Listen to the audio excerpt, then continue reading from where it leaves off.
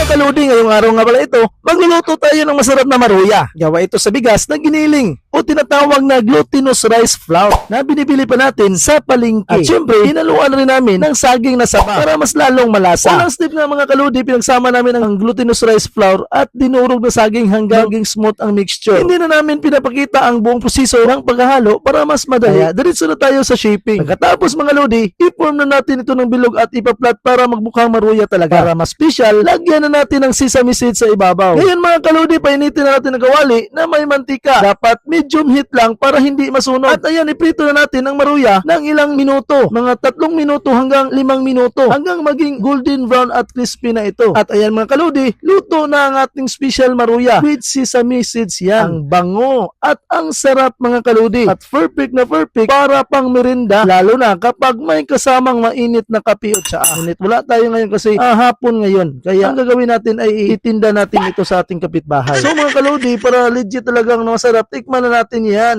Grabe mga kaludi, ang sarap, kaya subukan nyo rin dito sa bahay. Simple lang gawin, mura pa pero siguradong mabusog at mapapasarap ang merinda nyo kasama ang inyong pamilya. Alright? Okay.